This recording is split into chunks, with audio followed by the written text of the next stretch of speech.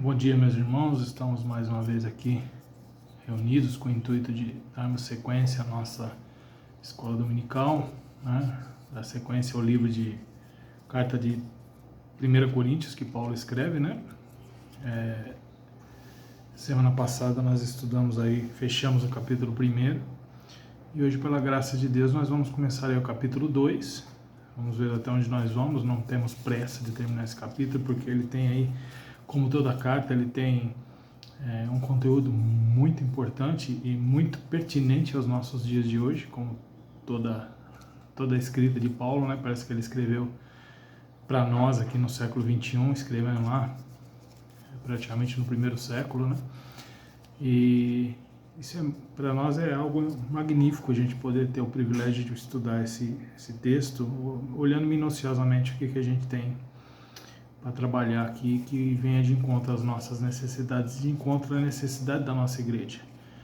Como é uma carta escrita a uma igreja, eu creio que ela tem muito a falar à Igreja Presbiteriana de Vila Baronesa nos dias de hoje, por se tratar de uma carta atemporal, como a gente diz da Bíblia, né? Então eu vou convidar você a curvar sua cabeça, vamos orar. Amado Deus, amado Pai, nós lhe damos graças, Senhor, por esse dia que o Senhor nos deu, por a noite que tivemos de sono, por essa manhã ensolarada, Pai, que o Senhor esteja nos abençoando nesse dia, Pai, que possa ser um dia na Sua presença, Senhor, e que nós possamos, ó Deus, estar aí aprendendo um pouco mais da Tua Palavra, no conteúdo que Paulo escreve aos Coríntios, ó Deus, que o Senhor esteja abrindo o nosso discernimento, abrindo a nossa compreensão, para que nós possamos aprender o que o Senhor tem preparado para nós essa manhã. Muito obrigado, a Deus, pela vida de cada irmão que está aí nos assistindo. Queremos lhe pedir ao Senhor que o Senhor esteja nos guardando e nos proporcionando, Pai, a alegria de podermos estar nos reunindo presencialmente, ó Deus.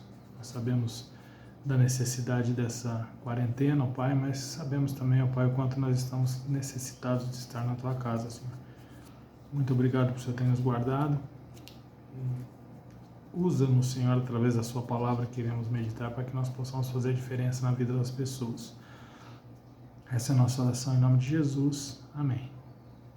Então nós vimos aí, meus irmãos, o capítulo 1, né, onde Paulo fala a respeito da exortação à unidade, fala a mensagem da cruz, a vocação dos santos, né, e hoje, né, os valores de Cristo. E agora então a gente vai a partir do versículo de número 1 do capítulo 2. Nós vamos ler o capítulo 2 todo, porém, talvez nós não encerraremos o capítulo 2 hoje, até porque, como eu disse, não temos pressa, vamos por partes, né? Paulo fala a respeito do caráter da pregação, né? O caráter da sua pregação. Eu, irmãos, quando fui ter convosco, anunciando-vos o testemunho de Deus, não o fiz com ostentação de linguagem ou de sabedoria, porque decidi nada saber entre vós, senão a Jesus Cristo e este crucificado. E foi em fraqueza, temor e grande temor, que eu estive entre vós. A minha palavra e a minha pregação não consistiram em linguagem persuasiva de sabedoria, mas em demonstração do Espírito e de poder, para que a vossa fé não se apoiasse em sabedoria humana, e sim no poder de Deus. Entretanto, expomos sabedoria entre os experimentados, não porém a sabedoria deste século, nem a dos poderosos dessa época, que se reduzem a nada, mas falamos a sabedoria de Deus em mistério, outrora oculta, a qual Deus pré-ordenou desde a eternidade para a nossa glória.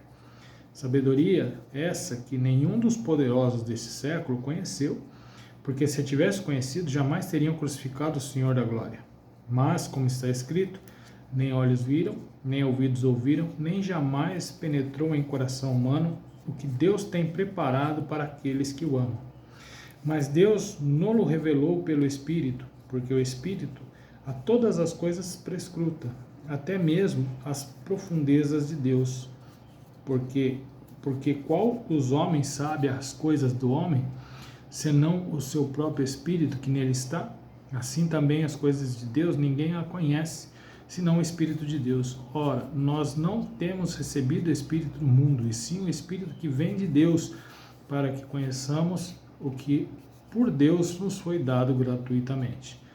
Disto também falamos não em palavras ensinadas pela sabedoria humana, mas ensinadas pelo Espírito, conferindo coisas espirituais com espirituais.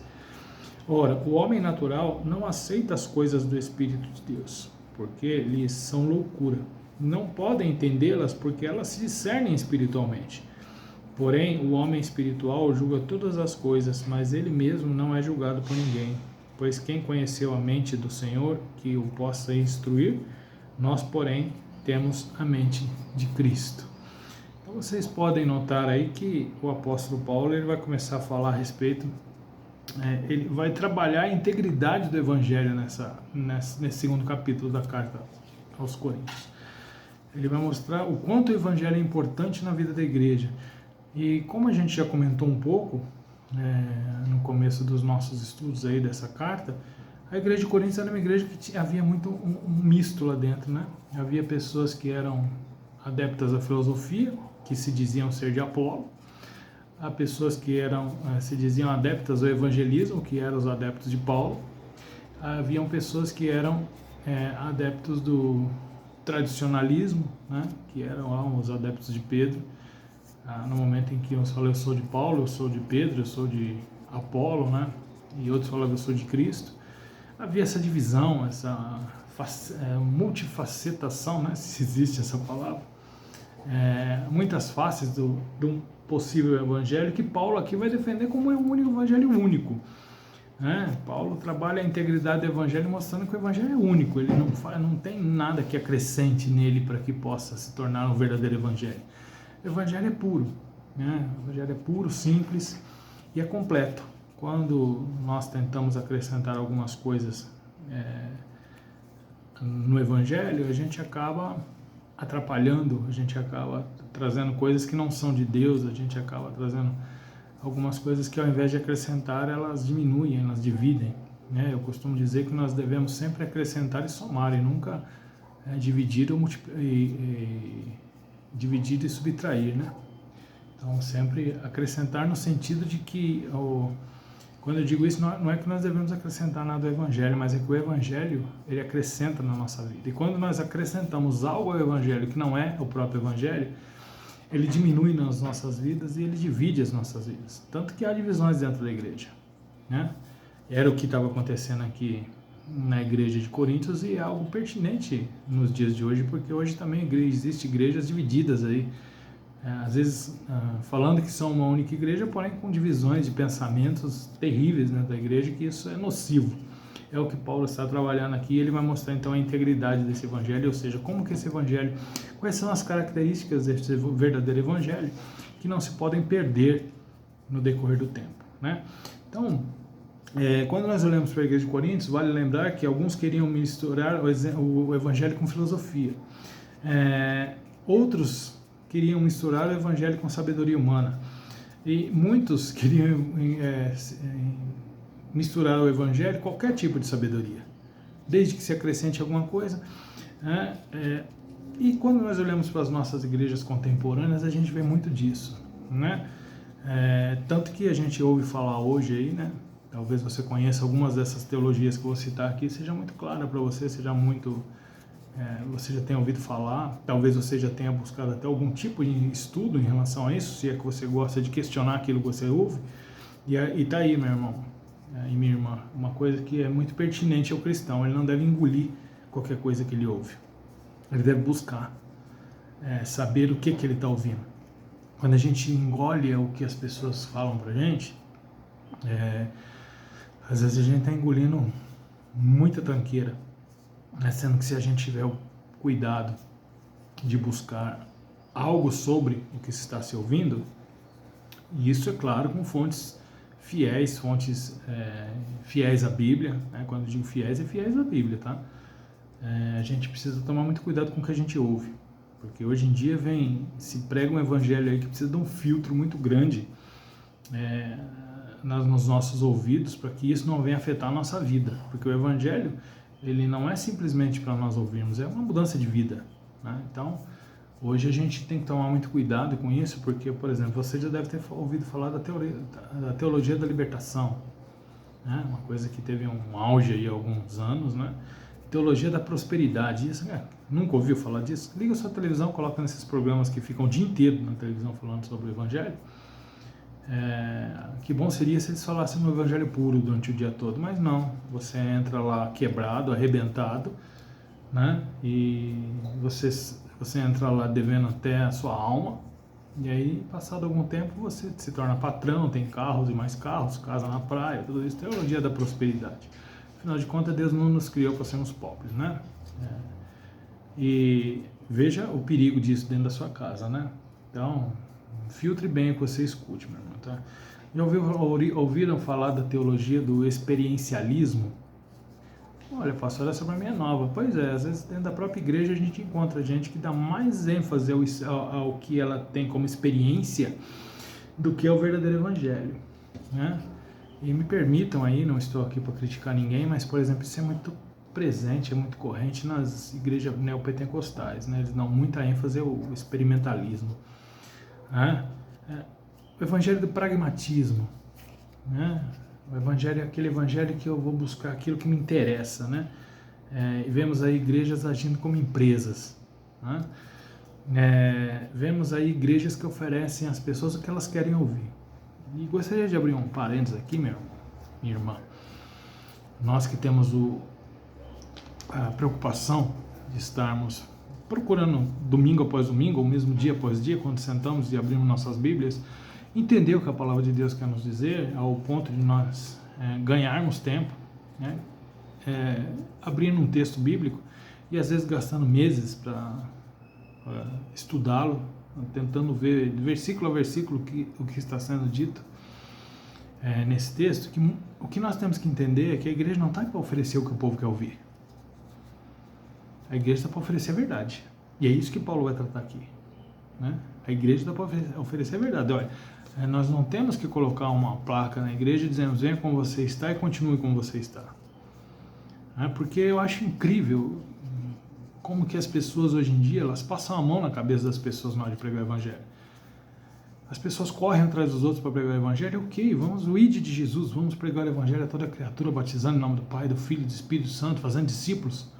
Mas o que é fazer discípulo? Fazer discípulo é você trazer as pessoas para dentro da igreja para entender. Lembra que nós estudamos alguns dias atrás, e até falamos na pregação, se não me engano, no domingo passado, sobre estar na doutrina dos apóstolos? É isso que nós devemos fazer. Só que às vezes a gente vai passar a mão na cabeça das pessoas. Quando a gente vai tratar de temas pertinentes aí, que hoje são... pisamos em ovos para falar de alguns temas pertinentes hoje no dia a dia. Pisamos em ovos quando vamos falar de racismo, pisamos em ovos quando vamos falar de homossexualismo, pisamos em ovos quando vamos falar de qualquer outra coisa que... a palavra de Deus ela é clara em relação a isso. A gente tem que falar o que ela diz. É o que Paulo vai dizer aqui. Olha, eu não vim com figuras de linguagem, eu não vim com linguagens persuasivas, eu vim falar a verdade. E a verdade dói, a verdade machuca, a verdade nos coloca no nosso lugar. Esse é o objetivo do evangelho. Se nós estamos com uma igreja aberta para falar do que os outros querem ouvir, acho bom a gente fechar, né? Não estou dizendo que esse é o caso da Vila Baronesa, eu estou generalizando aqui as igrejas evangélicas que existem hoje por aí. Lembra que eu sempre gosto de fazer um comentário, você já deve ter ouvido falar sobre isso, que John Piper, ele diz o seguinte, que hoje as pessoas tratam Deus como um garçom de luxo e a igreja como um restaurante. Eu vou lá, vou pedir a minha comida. Se não vier do jeito que eu quero, eu mudo de igreja. Se Deus não me servir da forma como eu quero ser servido, eu mudo de Deus. Hoje está muito fácil, está cheio de Deus por aí. E incrível que está muito cheio de deuses por aí dentro das próprias igrejas. Né? Existe o Deus da prosperidade, existe Mamon dentro da igreja, né? Essas falas de dinheiro, o pessoal vai ganhar dinheiro, vai ficar rico. Né? Então, a gente precisa ter muito cuidado. A igreja está aqui para falar a verdade. Se a verdade doer, que doa. Porque às vezes é na correção que a gente vê a necessidade de mudança. Né? Então, com isso, outra coisa que me incomoda, a gente tem que ficar correndo atrás das pessoas para vir na igreja. Me desculpem, talvez um desabafo, não sei, mas correr atrás de crente para vir na igreja, gente, isso é o fim do mundo. Você está oferecendo o que tem de melhor, que é a palavra de Deus, é o evangelho. Você precisa ficar correndo atrás das pessoas para vir na igreja? Ou seja, são pessoas que não têm compromisso nenhum com a igreja, não querem compromisso na vida. Eu não consigo encontrar na Bíblia, se alguém encontrar, por favor, me mostre onde está, onde é que Jesus corria atrás das pessoas e pedia pelo amor de Deus para elas virem atrás dele. Ele falava do Evangelho. Eis que estou à porta e bato, se você abrir, você é com você ceará comigo. Acabou. Não preciso ficar correndo atrás das pessoas para vir na igreja. Hã? Por que as pessoas estão nesse nível hoje? Porque estão mais ou menos como a igreja de Coríntios. Elas estão procurando novidades de vida. Vamos acrescentar filosofia. Não. Lembra que eu falei já alguns domingos? Crer é também pensar. Porém, pensar com discernimento, pensar, quer sabedoria, busca a sabedoria que vem do alto. Mas vamos lá, né? Depois dessa breve introdução aí, falando a respeito do que as igrejas seculares hoje estão fazendo, vamos para o que interessa, que é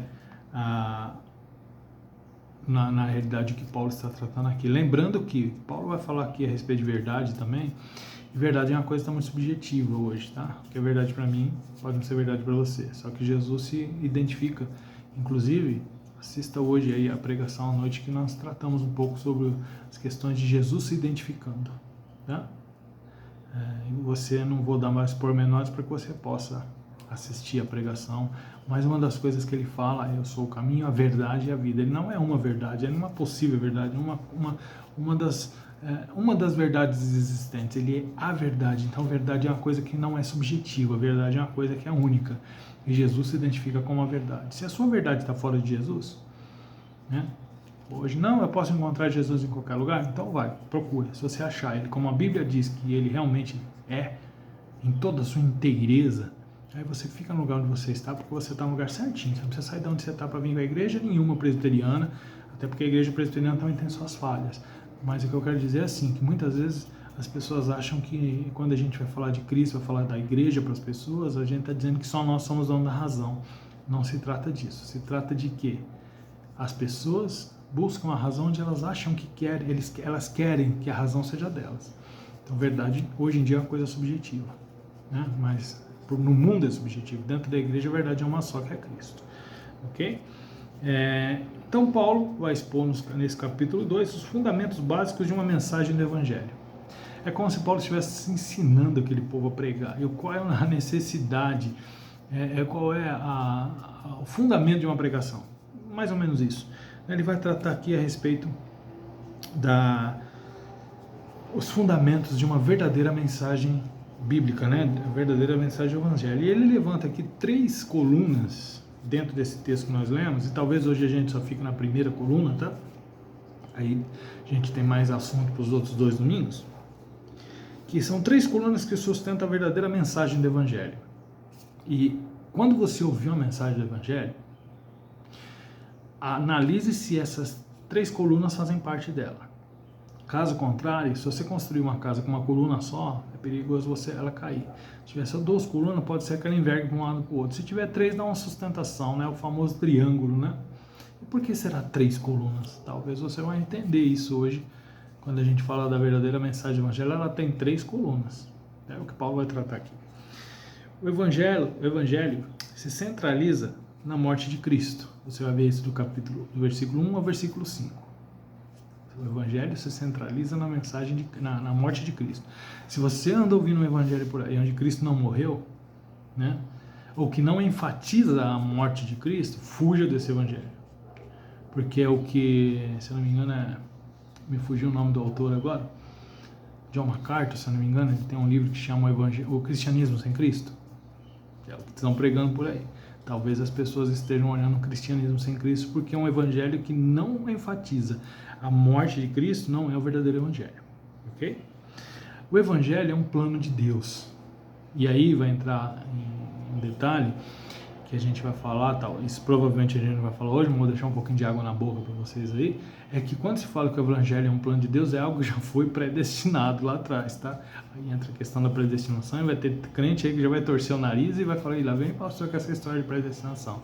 Mas a Bíblia diz que o evangelho é algo que já foi predestinado por Deus lá na eternidade. Deus já tinha um plano para esse evangelho, tá? Então, é o segundo pilar do Evangelho. A primeira delas, a morte de Cristo na cruz. A segunda é um plano de Deus. Tá? Um plano de Deus na eternidade. Porque assim, Deus não é como nós que faz os planos B, né? A gente tenta fazer uma coisa, não deu certo, a gente corre pro B, que está mais ou menos planejado. Não deu, a gente inventa o C na hora, e se o C não der certo, a gente vai pro D, E, até a letra Z. E sempre se arrebentando. No caso de Deus, não, já está tudo pré-ordenado, ok? E o terceiro pilar é que esse evangelho é revelado pelo Espírito Santo, né? Através da palavra de Deus. Ou seja, o evangelho de Cristo, que Paulo vai falar aqui, que é o verdadeiro evangelho, baseado na morte de Cristo na cruz, é um plano divino na eternidade, e ele é revelado pelo Espírito Santo.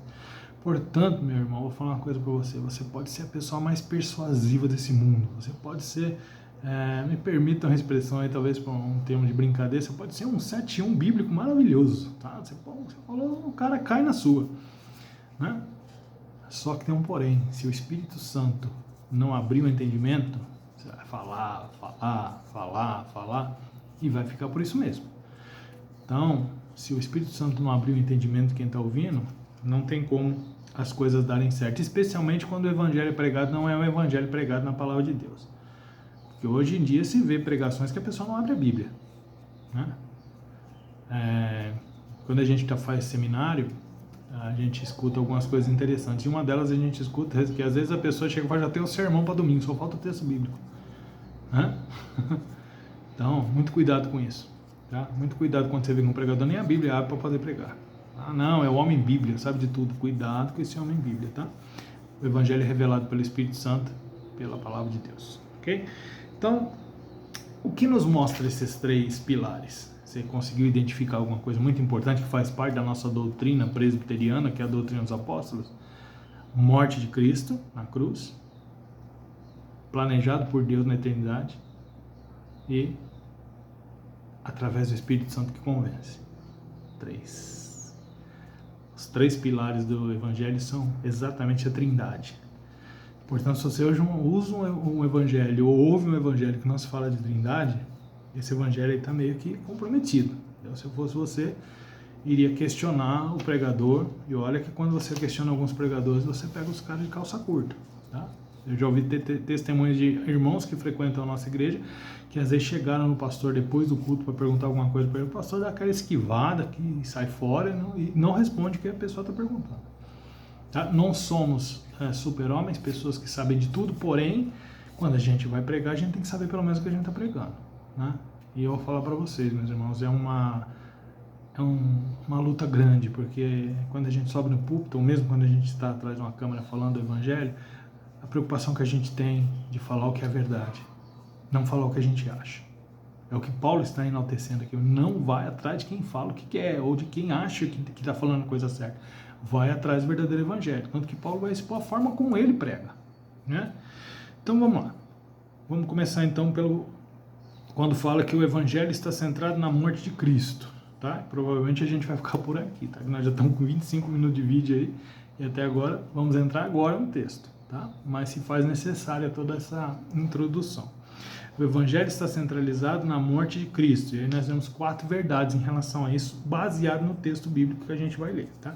Então vamos ler novamente a perícope que fala sobre o evangelho centralizado na morte de Cristo. De 1 a 5. Eu, irmãos, quando fui ter convosco, anunciando o testemunho de Deus, não o fiz com ostentação de linguagem ou de sabedoria, porque decidi nada saber em vós, a não ser a Jesus Cristo e esse crucificado. Aqui nós encontramos a chave do que nós afirmamos aí, que o evangelho está centralizado na morte de Cristo. Versículo 2 do capítulo 2. Porque decidi nada saber entre vós, senão a Cristo e este crucificado. E foi com fraqueza e temor e grande tremor que eu estive entre vós. A minha palavra e a minha pregação não consistiam em linguagem persuasiva de sabedoria, mas em demonstração do Espírito e de poder, para que a vossa fé não se apoiasse em sabedoria humana, e sim no poder de Deus, né? Quando nós olhamos para essa perícope, nós vemos que Paulo fala ele nos mostra 4 verdades a respeito do evangelho estar centralizado na morte de Cristo, né? Primeiro ele fala do conteúdo do evangelho, né?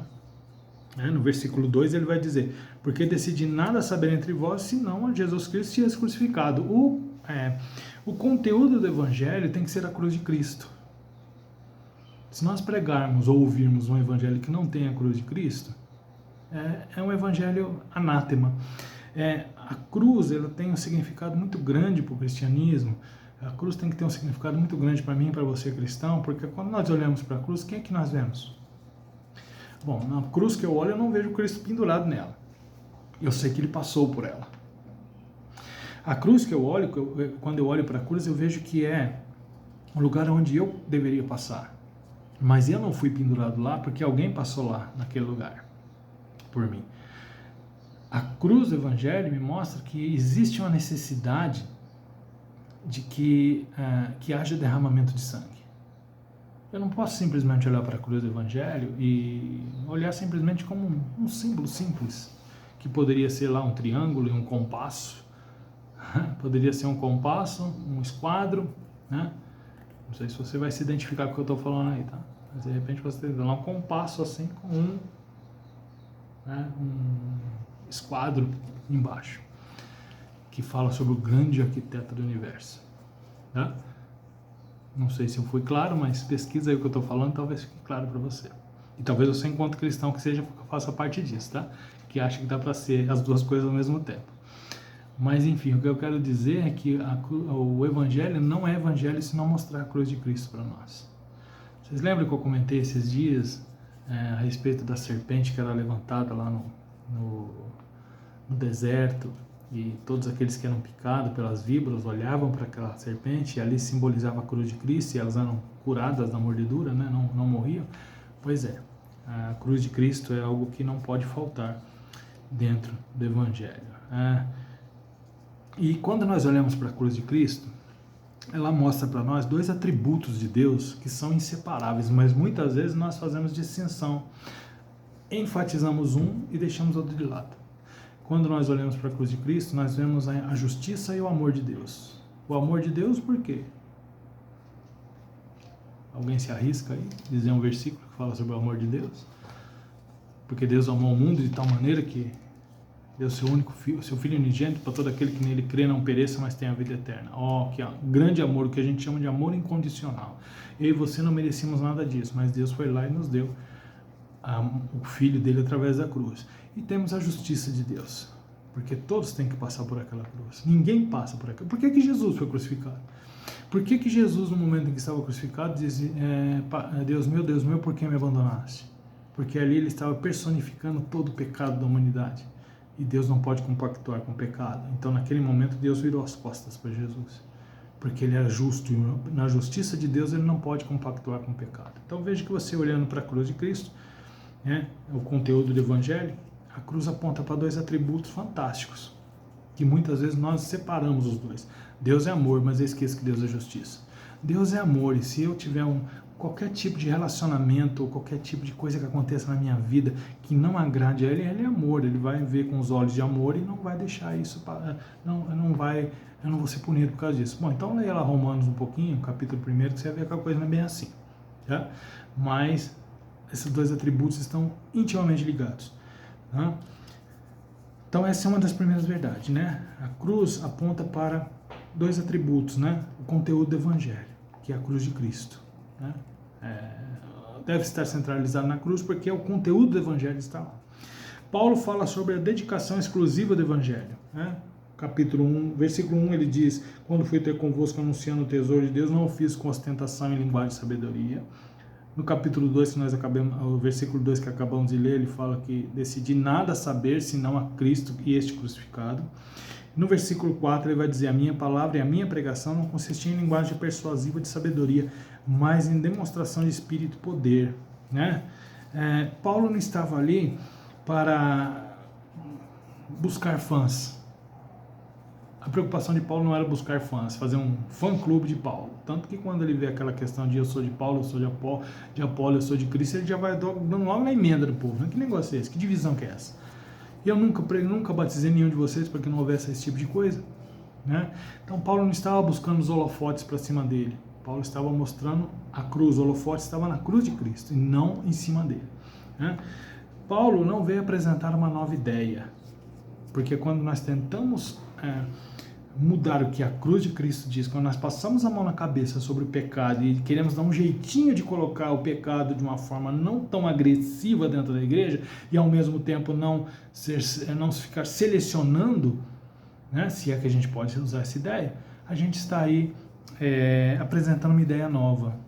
Olha, o Evangelho diz assim, mas veja bem, nós estamos no século XXI, de repente essa coisa pode ser revista, Deus pode pegar lá, sentar no trono dele, colocar a mão no queixo e falar, peraí, deixa eu pensar um pouquinho melhor, esse negócio aqui está meio ultrapassado. Não é assim que a coisa funciona. No Evangelho, no verdadeiro Evangelho, ninguém apresenta uma nova ideia. Seu objetivo é falar das boas novas de salvação. Esse é o objetivo do verdadeiro Evangelho, falar das boas novas da salvação. E o que é boas novas de salvação? É mostrar que a pessoa tem que mudar de vida. É mostrar que tem um Cristo que pode salvá-la. Mas mostrar que existem as regras para que isso aconteça. E a regra não é só eu coloco, não é você coloca, é a própria palavra de Deus que coloca essas regras, né? Então o seu objetivo era falar das boas novas de salvação. E Paulo entendia isso porque ele diz que o Evangelho é tudo para todos. Por exemplo, quando nós vamos lá para Romanos, tem um determinado momento que Paulo fala, não me envergonhe do Evangelho, porque é o poder de Deus para salvar todo aquele que crê. Seja qual for o pecado que a pessoa cometeu, seja o que for o nível de desgraça que ela vive, o Evangelho é o poder de Deus para salvar todo aquele que crê. Ok? Então, primeiro Paulo fala do conteúdo do Evangelho, primeira verdade, né? Falando os atributos de Deus, a questão do amor, a questão da justiça. Em segundo, fala sobre a dedicação exclusiva do Evangelho. Na hora de falar do Evangelho, a dedicação tem que ser exclusiva. Não buscar fãs. Eu não vou lá para falar do Evangelho para que as pessoas fiquem falando, eu quero ouvir o Roberto falar, porque o Roberto fala as coisas que eu quero ouvir. Não, o Roberto tem que falar aquilo que Deus fala. Se vai agradar ou se não vai agradar, amém. Mas desde que seja a verdade de Deus, né? Temos que ter o objetivo, o verdadeiro Evangelho é o objetivo, falar de salvação. Hoje você escuta o Evangelho e fala de tudo, menos de salvação. De tudo, menos de salvação. E o Evangelho é tudo para todos. Está faltando alguma coisa na vida da pessoa? Vocês lembram um dia que eu fiz uma pregação na igreja, eu coloquei na imagem de fundo uma estátua que tinha um vazio dentro dela? Né? Que é uma estátua que está se eu não me engano, não sei se é na Irlanda, agora não me fugiu. Mas aquela estátua existe, mostrando o vazio da pessoa que não tem a Deus. E como Agostinho dizia, existe um grande vazio dentro do homem que só Deus pode preencher. É a dedicação exclusiva do Evangelho, vai falar sobre isso. O Evangelho é tudo para todos, completa todo o vazio que existe dentro do homem. Uma terceira verdade que nós vemos aí nessa questão do Evangelho estar centralizado na morte de Cristo, Paulo mostra a forma de apresentar esse Evangelho. Tá? Ele diz ali, sem ostentação de linguagem, né? Falando uma linguagem simples. O Evangelho deve ser dito com uma linguagem simples, onde todos possam ouvir e todos possam entender. Calvino dizia que toda pregação deve ser pregada de um jeito que todo mundo possa entender. E eu tinha aula com um professor lá no seminário, o reverendo Daniel Alves, que ele dizia o seguinte, que ele fazia questão de pregar na escola dominical, pregar para as crianças do culto infantil, porque se uma criança entendesse a mensagem dele, qualquer pessoa poderia entender, por causa da simplicidade da criança. Então é a questão de nós não se usarmos aí de linguagem persuasiva, é o que Paulo vai dizer no capítulo 1, não o fiz com ostentação de linguagem ou de sabedoria, mostrar que nós sabemos todas as coisas, né? Inclusive nós temos um ditado no seminário que a gente diz, quando você for pregar, não leve a frigideira para a mesa, não leve as panelas para a mesa. O que é que eles querem dizer com isso? Que muitas vezes o pregador tem tanta vontade de mostrar de onde ele tirou a informação, que é algo tão rebuscado, que ele fala lá no grego a palavra tal, na declinação tal, não sei o que. Para quem está ouvindo, às vezes, isso não faz diferença, né? Mas é o que Paulo está dizendo aqui, linguagem simples e sem ostentação, né? É falar o que o povo precisa ouvir, é falar que todo mundo entende, né? Sem ostentação de linguagem, pregando como se estivesse perante um juiz. Veja que ele vai dizer assim, versículo de número 4. Primeiro ele vai dizer assim, que ele foi em fraqueza. E quando ele foi em fraqueza, no versículo 3, ele não quer dizer que ele estava fraco espiritualmente, e muito menos fisicamente. Afinal de contas, ele iria falar da palavra de Deus, eu não poderia estar fraco espiritualmente. Mas a questão foi em fraqueza, na dependência total de Deus. Quando nós vamos pregar o Evangelho, quando eu e você vamos falar do Evangelho, nós temos que entender que nós não somos nada perto dele. Então a gente tem que se esvaziar de nós mesmos, né? E totalmente na dependência de Deus, com temor e grande temor, né? Às vezes mesmo ter temor e tremor. Às vezes tem pessoa que fala assim, pastor, quando eu vou falar, eu não sirvo para ir lá na frente, quando eu vou falar eu fico muito medo, começo a tremer. Amém, meu irmão, isso é muito bom. Porque eu ainda sou novo de evangelho, de púlpito ainda, né? Tenho só 8 anos só. Tem pastores aí, tem a minha idade só de pregação. E toda vez que eu subo no púlpito, minhas mãos gelam, porque eu sei que eu não vou falar de qualquer coisa. Né? Por isso que às vezes a gente se torna redundante em algumas coisas, a gente se torna repetitivo, às vezes a gente fala coisas de outras pessoas que tem muito mais bagagem do que a gente se aproveita desses subterfúgios, não que a gente não tenha a nossa própria colocação, mas porque a gente quer enriquecer aquilo que Deus pediu para que a gente fizesse com maestria, porque é para Ele, não é para mim nem para você. Né? Então, e depois no versículo 4 ele diz assim, a minha palavra e a minha pregação não consistia em linguagem persuasiva, e está mais ou menos parafraseando de novo o que ele disse no versículo 1, né? E daí ele vai falar de sabedoria, mas em demonstração do Espírito de poder, né? Para que vossa fé não se apoiasse em sabedoria humana, e sim no poder de Deus. Né? O apóstolo Paulo, ele está mostrando aqui que é como se ele estivesse na presença de um juiz. Essa ideia de demonstração que ele coloca aqui, que ele diz aqui no versículo 4, a minha palavra